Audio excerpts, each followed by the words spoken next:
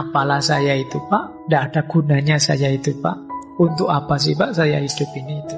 Kita banyak kecewa, banyak mengeluh tentang diri kita. Kita tidak sadar, tidak ada manusia yang sempurna. Biasanya kita kecewa dengan diri kita. Kenapa bisa kecewa? Yuk berteman dengan diri kita sendiri. Caramu memikirkan diri sendiri menentukan duniamu.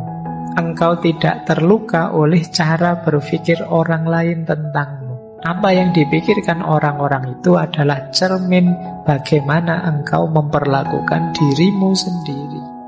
Kalau dalam agama, bentuk konkretnya perlawanan kita terhadap kebencian diri adalah Mengaji Hening bersama Dr. Fahrudin Faiz. Mari kita simak. Ini juga salah satu tips untuk melawan kebencian diri. Jadi membenci diri itu nanti harus diganti dengan self-worth. Self-worth itu merasa diri berharga. Yang kedua self-esteem, punya kebanggaan diri, dan self-confident, punya kepercayaan diri. Ini tindakan konkret yang bisa kita lakukan. Yang pertama, mandiri. Ayo mandiri, memutuskan sendiri, membuat pilihan sendiri. Jadi kita biasakan hidup yang mandiri. Karena dengan menyelesaikan masalah sendiri, memutuskan sendiri, nanti muncul kebanggaan pada diri kita. Ternyata aku bisa juga ya. Ternyata aku mampu juga ya. Dan itu menguatkan diri kita. Nambah rasa cinta kita pada diri kita sendiri. Yang kedua, jangan enggan untuk menerima tanggung jawab. Ini akan melatih kita bangga dengan diri kita. Ternyata bisa saya jadi ketua ini, ketua itu. Ternyata saya bisa jadi panitia ini, panitia itu, meskipun bagian seksi apalah gitu. Jadi ini namanya siap menerima tanggung jawab. Cobalah, tidak apa-apa, ambil tanggung jawab apa kecil-kecilan. Mungkin bagian marketing apa itu, atau bagian pembantu apa itu. Coba ambil tanggung jawab. Pak, saya untuk ngaji filsafat ini saya bagian noto gelas ya, saya pokoknya tahu. Atau kelihatannya ada yang di depan bagian noto sandal ya. Nah, itu bisa. Atau saya ini melatih kebanggaan diri. Biar kamu sadar bahwa kamu bisa. Di kamar kos ini kita kan satu kamar berdua. Saya yang bertanggung jawab menyalakan lampu misalnya. Jadi kalau masuk kamar saya bagian nyalain lampu, kamu bagian ngepel, nyapu dan jadi ya sampai naik dhewe golek sing enak. Jadi ini namanya melatih diri. Ini melahirkan rasa bangga, merasa berharga. Saya itu orang, meskipun saya biasa-biasa gini Pak, saya itu cukup bernilai loh Pak. Prestasimu apa? Loh saya itu bertahun-tahun bagian nyalain lampu di kamar itu. Tidak ada yang seistiqomah saya menyalakan lampu misalnya. Loh itu kan kebanggaan. Jadi siap menerima tanggung jawab dan bangga dengan prestasi. Saya bangga saya bisa ini, saya bangga saya bisa itu. Kemudian suka dengan tantangan baru.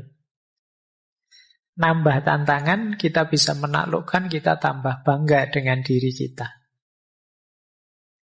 Kemudian bisa tertawa, bisa nangis, mau teriak kalau memang jengkel, dan kalau memang ingin sayang, ya bilang sayang. Kalau memang itu spontan saja, tidak usah terlalu. Ini melatih kepekaan diri. Orang itu yang benci dirinya, orang minder itu mau tertawa saja mikir, saya mau ketawa ini lucu banget ini, tapi jangan-jangan temanku tersinggung, atau jangan-jangan tidak sido ketawa. Mau nangis juga begitu. Wah nanti tidak dianggap jantan saya nangis, tidak jadi nangis. Enggak. Ekspresikan saja. Kalau terharu ya nangis. Nonton sepak bola sambil nangis-nangis. Atau kalau enggak apa-apa, mungkin jagomu kalah. Atau pas apalah gitu main, enggak apa-apa. Tunjukkan ekspresi dirimu. Kalau kegulan ya sedih, kalau menang ya senang, biasa saja, dinikmati saja. Enggak usah terlalu banyak mikir. Spontan saja. Nah, itu membahagiakanmu. Jadi jiwamu longgar. Mau teriak-teriak saja. Meskipun jangan tengah malam. Sepi-sepi, kamu nanti dicari tetanggamu. Ya, ini ketawa-ketawa saja. Ya meskipun jangan lama-lama, jangan sendirian, jangan tengah malam, jangan nanti kamu diangkut ke RSJ sama tetanggamu. Jadi hidup yang nyaman, yang enak, kamu bisa menikmati. Dan yang terakhir, frustasi, stres itu biasa dalam hidup ini. Banyak tujuan yang tidak tercapai, tapi kita siap kok menghadapinya. Ini membuat kita bahagia.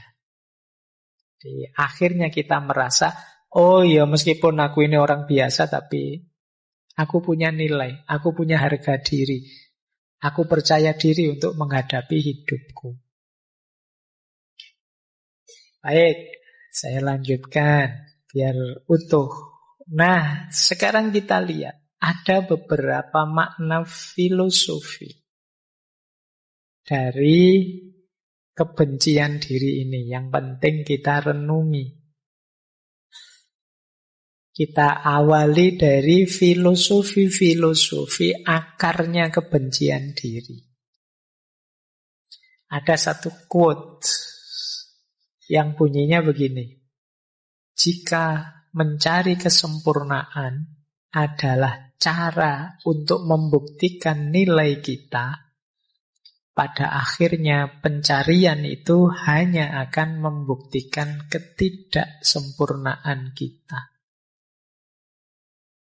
Mungkin dengan kata lain, kalau kita membuktikan diri dengan cara mengejar kesempurnaan, maka ketemunya pasti ketidaksempurnaan, dan ini biasanya membuat kita kecewa. Yang bisa berkembang menjadi kebencian terhadap diri kita. Makanya ada yang bilang akarnya self-hatred itu antara lain cara berpikir yang perfeksionis. Kamu ingin perfect terus, sementara hidup ini tidak perfect, termasuk diri kita juga tidak perfect. Akhirnya kita banyak kecewa, banyak mengeluh tentang diri kita. Kita tidak sadar, tidak ada manusia yang sempurna. Jadi ini akar yang paling awal. Biasanya kita kecewa dengan diri kita. Kenapa bisa kecewa? Cara berpikirnya perfeksionis. Sementara manusia yang perfect sama sekali itu tidak ada. Kalau kita perfeksionis, ya hidup kita akhirnya dari stres ke stres. Biasanya fokus kita hanya pada hal yang tidak beres di antara semua yang beres. 99% beres, tapi 1% tidak beres, ya satu ini yang jadi perhatian kita. Akar yang pertama itu. Akar yang kedua, kenapa orang bisa membenci dirinya sendiri? Ini saya ambil quote juga, yang bunyinya begini. Pesan-pesan yang diterima anak-anak kita dari gurunya, pelatihnya, dan meskipun dengan niat terbaik dari kita, dapat mendorong mereka ke arah kesombongan atau keputusasaan, ke arah pembenaran diri atau kebencian diri.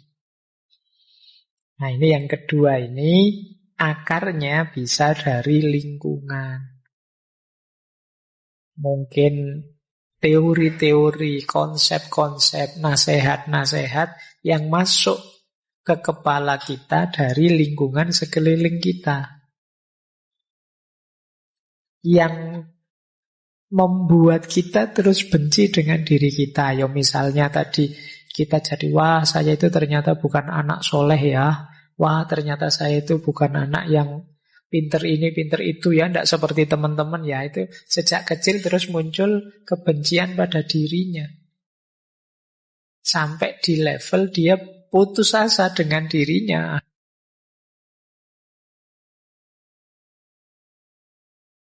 Akhirnya terus banyak anak-anak yang nakal.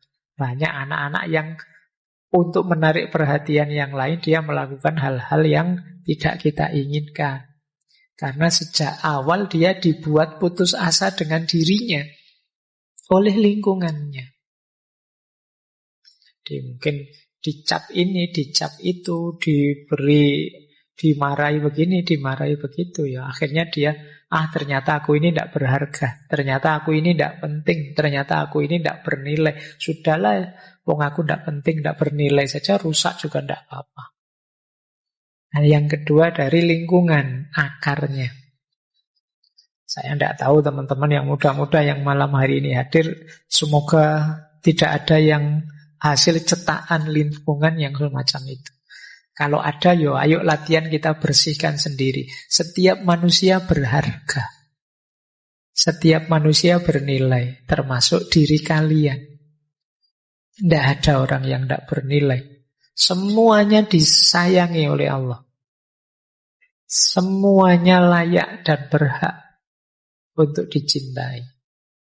Seperti apapun situasi dan kondisimu. Akar kedua. Akar ketiga. All hatred of others is a reflection of self-hatred. Kebencian kita pada yang lain itu adalah pantulan dari kebencian kita pada diri sendiri. Sebaliknya juga begitu, semua cinta kita pada yang lain itu pantulan dari cinta kita pada diri kita sendiri. Jadi akarnya apa? Timbal balik dari kebencian kita pada yang lain. Kalau kita benci orang lain, sebenarnya sebelumnya kita sudah benci diri kita sendiri. Ini ciri yang ketiga, ini akarnya memang jiwa kita, jiwa yang membenci. Mungkin karena kecewa dengan diri kita. Ada banyak hal yang tidak sesuai dengan keinginan kita. Akar yang keempat, tidak memaafkan diri sendiri sering menjadi akar dari kebencian diri yang ekstrim. Dan menjadi penghambat yang intens. Hampir tidak mungkin untuk benar-benar memulai kembali ketika kita merasa tidak dapat memaafkan. Jadi ayo kita bisalah memaafkan diri. Ya memang kita kadang-kadang keliru, kadang-kadang salah, kadang-kadang pilihan kita meleset. Tapi kan bukan berarti tidak bisa dimaafkan. Ya maafkanlah.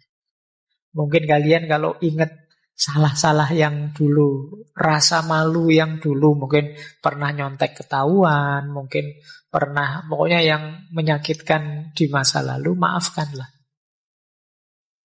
Terimalah fakta itu, akuilah, maafkanlah, ya tentu saja kalau memungkinkan perbaikilah. Banyak orang yang lari dari dirinya karena momen-momen yang menyakitkan tadi. Termasuk sangat benci dirinya karena momen-momen tertentu. Nah, maafkanlah. Wong kita untuk orang lain saja direkomendasikan untuk dimaafkan. Banyak di antara kita yang tidak bisa memaafkan dirinya sendiri. Tiap hari kerjaannya memarahi dirinya sendiri. Dasar aku ini malas. Dasar aku ini bodoh. Bodoh banget aku itu. Kemudian aku ini, sering kita memarahi diri kita sendiri, tidak memaafkan.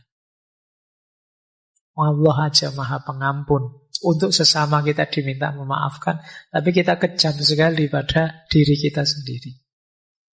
Nah, akarnya ternyata kita tidak mau memaafkan diri. Terus, setelah akar kita ketemu rasanya. Rasa yang pertama adalah rasa negatif. Ada quotes yang pertama itu, kalau hati dibalut kebencian, kupu-kupu yang cantik tampak seperti gagak yang manis. Serigala yang seperti ulat pun tampak menjadi naga. Jadi kupu-kupu tampak seperti burung gagak, ular tampak seperti naga. Itu kalau mata kita adalah mata kebencian. Melihat segala sesuatu jeleknya saja.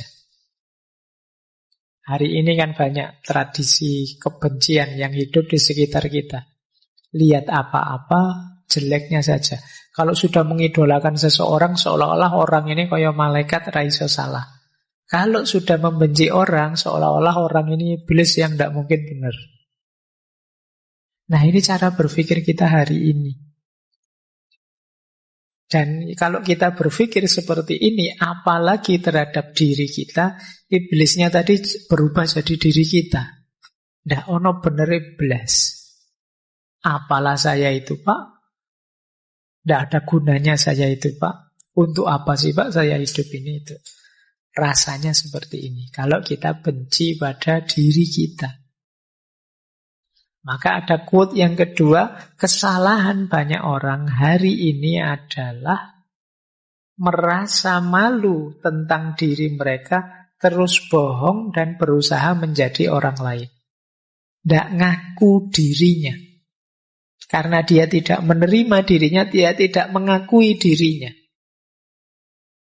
Siapa aku yang seperti ini? Ndak, ini bukan saya kok, Pak. Saya ndak begini kok, Pak. Aslinya ndak tahu sekarang kok begini. Saya dulu itu rajin loh, Pak. Kan sering mahasiswa itu kalau absenmu kok banyak semester ini. Aslinya saya itu rajin kok, Pak. Berarti sekarang kamu ndak asli lagi ya. Kamu sudah KW berapa sekarang? Orang sering tidak menerima dirinya sendiri, malu dengan dirinya.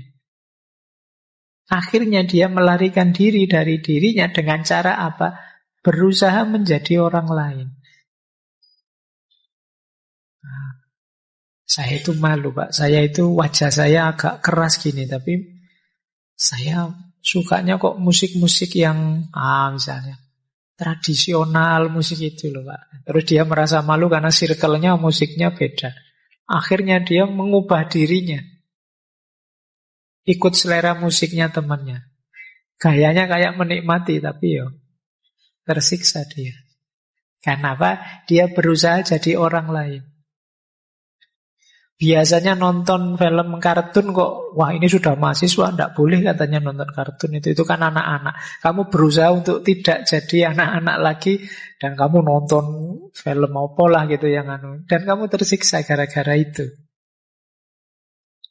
Yang terbayang di kepalamu kan tetap suka kartun. Mungkin ini kok disuruh nonton film superhero kayak gini, saya itu bayangan saya film itu ya Doraemon apa itu misalnya. Bukan engkau yang dulu, karena ya itu tadi kamu tidak mengakui dirimu. Nah, itu kata dia, itu yang dirasakan oleh orang yang membenci dirinya, malu terus berusaha mengubah diri. Sehingga kata Seri Huber itu yang terakhir, kalau ada orang memperlakukanmu sebagaimana engkau memperlakukan dirimu. Jadi ada orang memperlakukan kita seperti kita memperlakukan diri kita. Kita memperlakukan diri kita itu kan kejam sekali. Kita paksa ikut prinsip kita. Kita suruh ini, kita suruh itu, kita marahi, kita bikin susah. Kan tiap hari begitu kita pada diri kita. Kalau ada orang melakukan hal yang sama pada diri kita, sejak awal mesti kita menjauh dari mereka. Jadi ini yang bagian rasa. Itulah yang kita rasakan kalau kita benci diri kita. Baik, lanjut. Nah, ada 2 quotes untuk gimana terus jalan keluarnya. Yang pertama ada kebencian yang sumbernya dari luar. Kita benci diri kita karena pandangan orang lain, komentar orang lain, tuduhan orang lain, dan lain sebagainya. Maka yang pertama quote tadi bilang, caramu memikirkan diri sendiri menentukan duniamu. Engkau tidak terluka oleh cara berpikir orang lain tentangmu. Apa yang dipikirkan orang-orang itu adalah cermin bagaimana engkau memperlakukan dirimu sendiri. Jadi hidup kita itu ditentukan pikiran kita, bukan pikiran orang lain. Orang lain berpikir apapun tentang diri kita tidak ngefek. Yang ngefek itu pikiran kita tentang diri kita. Dan yang dilakukan orang lain itu cermin kita memperlakukan diri kita. Kalau kita tiap hari memperlakukan diri kita seperti orang, dalam tanda petik orang bodoh, misalnya, ya teman kita akan memperlakukan kita seperti itu. Kalau kita tiap hari pakai baju sobek-sobek kan, terus orang kalau mau ngasih kita baju kan, oh dia sukanya baju sobek-sobek, kita dibeliin baju sobek-sobek. Kita tadi teriak, dasar aku itu bodoh, aku itu memang tidak pinter, aku itu. Teman kita kan juga begitu, dasar kamu bodoh. Dia melanjutkan kita saja. Apa yang kita lakukan pada diri kita, ya itu yang mereka lakukan pada diri kita, ya mereka niru kita. Kalau gaya kita gaya tiap hari kita menyusahkan diri kita, misalnya tiap hari kita ke kampus jalan kaki, lari dan lain sebagainya, ya teman kita memperlakukan kita sebagai seorang pelari, seorang pejalan kaki. Kalau kita jadi orang yang lucu, banyak ketawa, ya teman kita memperlakukan kita sebagai orang yang lucu. Jadi treatment kita pada diri kita, ya imbasnya treatment orang lain pada diri kita. Jadi yang awal ya kita, bukan orang lain. Jadi jangan disalahkan orang lain. Kita sendiri yang merancangnya begitu.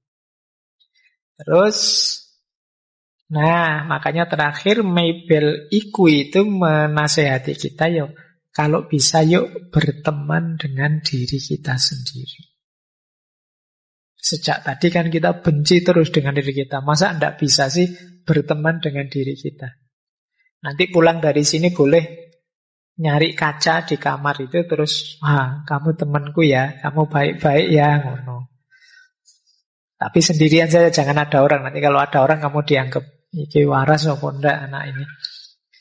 Coba kamu ajak ngobrol temanmu tadi, dirimu sendiri. Maunya apa sih, senengnya gimana sih, asiknya gimana sih, biar akrab. Karena kemarin-kemarin kita banyak sekali tema untuk menyadari diri, mengenali diri. Yaitu sederhananya kita berteman dengan diri kita pahami dia, kita cari apa maunya, kita selidiki bentuk yang dia inginkan dalam hidup ini dan lain sebagainya. Sehingga kita bisa, oh ternyata aku ini tersiksa kalau begini, nyaman kalau begitu. Itu terus kalian bisa membahagiakan dia. Membahagiakan dia berarti membahagiakan dirimu sendiri. Aku tersiksa kalau ngajinya panjang gini Pak. Oh ya berarti sesuk setengah saja ngajinya. Terus kalau sudah capek mundur sambil tiduran juga boleh. Atau wah saya kalau dipotong-potong tidak tuntas Pak, enaknya yang ini. Coba kamu pahami dirimu, enaknya bagaimana, terus kamu turuti. Tidak harus selalu ikut orang lain. Wah saya yang lain ke sana, ya saya ke sana. Tidak. Coba kamu pahami, kamu baca, kamu ikuti maunya, biar kamu bahagia. Ini yang disebut berteman dengan diri kita sendiri. Baik, saya tambahi babak terakhir. Kita geser sebentar ke religius perspektifnya. Kalau dalam agama, bentuk konkretnya perlawanan kita terhadap kebencian diri adalah hidup yang sabar dan syukur. Ada satu hadis yang artinya kira-kira seorang yang mukmin itu luar biasa hidupnya karena dia tidak bisa kalah. Kalau sedang enak dia bersyukur, kalau sedang sulit dia sabar. Jadi kita ini hidup ini tidak ada tidak nyamannya. Selalu nyaman. Tapi kan kadang-kadang berat, Pak. Tidak. Kalau pas berat, sulit, ada senjata namanya sabar. Kalau pas enak, nyaman, ada senjata namanya syukur. Ada syukur, ada sabar, menang sudah. Itu dua senjata utama. Nah, itu saya bawakan 2 ayat tentang syukur. Yo, nanti teman-teman boleh baca sendiri, ngecek sendiri saat tafsirnya ya. Bisa yang pertama dari surat Ibrahim ayat 7, yang kedua dari surat Luqman ayat 12. Kalau yang pertama, wa itta'adzana rabbukum la in syakartum la azidannakum wa la in kafartum inna adzabi lasyadid. Jadi Allah menyatakan jika engkau bersyukur pasti akan kutambah nikmatnya untukmu. Dan bila engkau kufur, ya sesungguhnya siksaku amat pedih. Jadi tambah syukur, tambah nikmat. Karena syukur sendiri itu aktivitas menerima dan menikmati apapun yang diberikan oleh Allah. Mesti ditambah, mesti bertambah. Karena enak 10, begitu kita syukuri enaknya jadi 20. Karena dalam aktivitas bersyukur kita sedang menerima dan menikmati. Kalau tidak bersyukur kita menolak. Tidak hanya menolak kenikmatan yang datang, tapi juga menolak yang memberi kenikmatan, yaitu Allah. Makanya yang belakang disebut azabku sangat pedih, karena kamu nolak aku yang memberi kenikmatan tadi. Nah ini kalau pakai logika agama. Jadi kalau kalian dapat rezeki 10 ya, kalau bersyukur rezekinya nambah. Apa-apa kalau disyukuri ya nambah. Nambahnya paling tidak dari sisi nikmatnya. Yang kedua, kalau ini nanti bisa dibaca sendiri ya. Kalau ini nasihatnya Luqman. Saya ambil karena banyak rumor dalam dunia filsafat yang bilang bahwa Luqman ini representasinya Sokrates. Dan silakan dicari sendiri bukunya. Tapi di sini Luqman memang menyuruh untuk bersyukur. Barang siapa bersyukur, sebenarnya dia bersyukur pada dirinya sendiri. Fa'innama yashkuru li nafsih. Kalau kita tidak bersyukur, fa'innallaha ghaniyyun hamid.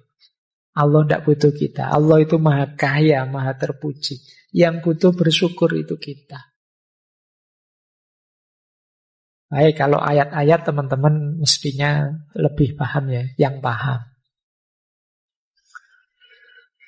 Nanti kalau panjang-panjang bingung. Saya ambil lagi beberapa qaul dari para ulama. Kata Imam Ghazali, syukur itu lebih tinggi daripada sabar, daripada khauf, daripada zuhud. Jadi ini kalimat dari Imam Ghazali. Syekh Kamaluddin Ahmad. Beliau ini seorang qadhi dari Aleppo. Kata dia, orang itu jadi tidak bersyukur ketika fokus pada satu aspek negatif dirinya saja. Jadi dia melupakan banyak aspek yang lain. Kata beliau, seringkali kita hanya melihat satu waktu saat kita sakit dan melupakan 99 kali saat kita sehat. Kapan saja kita kehilangan rasa syukur, maka kita akan kehilangan sifat iman kita. Kemudian dari Syekh Nurman Ali Khan, kata beliau, bersyukur itu bukan hanya sebatas alhamdulillah. Bersyukur adalah sikap, bersyukur adalah gaya hidup, bersyukur adalah cara berpikir. Dan masih banyak kaul-kaulnya para ulama yang menyuruh kita bersyukur. Orang bersyukur itu berarti menerima dirinya apa adanya. Rumusnya tadi, kalau pas yang jelek-jelek sabar, kalau yang baik-baik syukur. Ini menghindarkan kita dari benci pada diri kita sendiri. Terakhir, seperti apa sih cirinya orang yang sudah bersyukur itu? Berarti orang yang mencintai dirinya, berarti orang yang tidak benci dengan dirinya. Yang pertama, gembira. Kata Imam Hasan Al-Basri, kemana-mana orang ini senyum. Saya tidak tahu ada tidak di sini yang kemana-mana senyum. Saya ngomong gini terus bodoh senyum kabeh. Rasulullah itu punya satu gelar basam. Basam itu mukanya selalu tersenyum. Mungkin beliau pas tidak senyum, tapi orang dekat beliau rasanya disenyumi terus. Ini menunjukkan jiwa yang bersyukur. Jadi dia gembira, hidupnya gembira. Yang kedua, menggembirakan. Tidak hanya gembira, tapi juga menggembirakan. Menggembirakan itu kehadiranmu tidak hanya bermanfaat untuk dirimu, tapi bermanfaat untuk yang di luar dirimu. Karena engkau gembira, kalau bahasa psikologinya mungkin, maka frekuensi dan vibrasimu yang kamu sebarkan ke sekeliling juga menggembirakan. Orang bisa seperti ini karena dia bersyukur. Karena dia menerima hidupnya dan mensyukuri apapun yang terjadi dengan dirinya. Ketika dia bersyukur, dia gembira. Ketika dia gembira, dia menggembirakan. Kita dekat dengan orang yang senyum terus, dengan orang yang gembira kan enak. Tapi kita dekat dengan teman yang merengut terus, sumpek terus, susah terus, kita males. Main yuk ke teman yang itu, males nanti ketemu masalah lagi. Ada saja problem gitu kan, kita sering gitu. Nah, jadi orang yang menggembirakan, biar orang kangen dengan kita. Jadi, kan banyak itu di antara kita yang tidak bikin kangen, malah bikin sebel. Harusnya kehadiran kita ditunggu-tunggu, tapi nanti ada momen kehadiran kita dilarang-larang. Semoga dia tidak datang, semoga dia tidak datang. Allah datang. Itu ya, berarti kehadiran kita ditolak, tidak ditunggu. Yang ketiga, jiwa yang bersyukur, yang cinta dengan dirinya adalah jiwa yang kuat, tabah, dan bisa mengontrol diri. Ini hubungannya dengan kalau mengalami hal-hal yang negatif. Sedang susah, sedang sulit, sedang ada masalah, masih bisa mengontrol dirinya dan kuat. Jadi stabil dalam kebaikan, apapun yang terjadi. Tidak kok, wah ini saya sedang ada masalah nih Pak, saya tak dosa-dosa dikit, tidak apa-apa lah Pak, nanti ditobati. Ini kalau, itu jangan. Berarti tidak mampu mengontrol dirinya. Saya bohong sebentar saja lah Pak, nanti kalau masalahnya selesai saya tak jujur lagi. Tidak. Tetap kontrol dirimu. Itu menunjukkan kita punya jiwa yang sabar dan syukur. Yang keempat, kalau ini keluar kepada orang lain. Kalau tadi kan dalam diri kita. Memaklumi dan memaafkan. Jadi kalau ada orang menyakiti kita, berbuat salah dengan kita tidak terpengaruh. Kita maklumi dia dan kita maafkan. Ini lebih meringankan kita. Dan yang terakhir tentu saja ikhlas. Ikhlas ini ya jiwa yang tidak terikat apapun, yang tidak berpamrih apapun, satu-satunya pamrih dan ikatan itu hanya Allah saja. Inilah mindset religius yang penting kita kembangkan menghadapi self-hate tadi. Biar kita tidak benci diri kita. Tadi ada banyak proses, manifestasinya ini. Ayo dicek, kita itu hidupnya sudah gembira apa belum? Menggembirakan orang apa belum? Mampu menguasai diri, mengontrol diri apa tidak? Mudah memaafkan apa tidak? Jiwa kita ikhlas apa tidak? Ini parameter-parameter untuk menegaskan sejauh mana kita mencintai diri kita dan tidak membenci diri kita. Baik, masih ada. Tak pikir selesai. Ini positive self-talk. Kan tadi ada kalimat-kalimat buruk yang saya sampaikan di depan. Aku tidak mampu, aku ini rusak, apapun yang terjadi mesti salahku dan lain sebagainya. Ayo mengafirmasi diri ya dengan kalimat-kalimat ini. Ini kemarin kelihatannya waktu self-love juga saya sampaikan. Sering-sering bilang pada diri kita bahwa kehadiranku di muka bumi ini istimewa dan tidak sia-sia. Jangan menganggap aku tidak berarti, aku tidak bernilai. Semua ciptaannya Allah itu bermakna bernilai. Makanya ada ayat yang menyatakan afahasibtum annama khalaqnakum abasan. Apa engkau anggap kami menciptakan kalian itu main-main saja? Tidak, semua makhluk bernilai, apalagi manusia seperti kita. Maka sering-sering bilang aku ini berharga, tidak sia-sia diciptakan oleh Allah.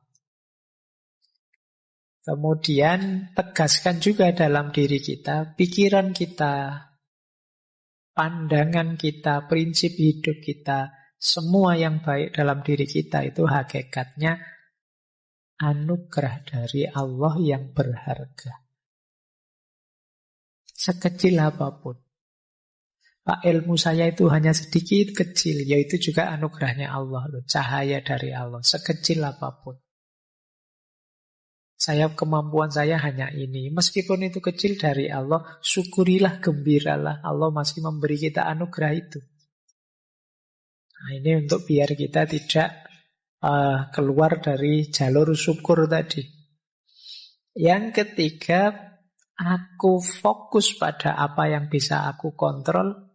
Selebihnya pasrah saja pada Allah. Kuatku ya hanya sholat yang wajib-wajib ini saja sementara. Sisanya pasrah pada Allah. Mohon ampun ya Allah, saya masih belum bisa sholat malam secara istiqomah. Yang istiqomah baru sholat wajib saja. Ini fokus pada yang bisa aku kontrol. Karena kalau sholat malam kan setelah tidur. Kalau sudah tidur saya sulit bangun ya Allah. Nah, kalau sulit bangun di luar kontrol kita. Pokoknya dalam hal yang saya mampu, saya jalankan semaksimal mungkin. Itu saja. Sisanya pasrah sudah pada Allah. Yang di luar kuasaku. Dan yang terakhir, nyatakan bahwa terima kasih ya Allah, semakin aku paham diriku, semakin aku kenal padamu. Betapa engkau maha besar. Baik, saya kira itu ya teman-teman.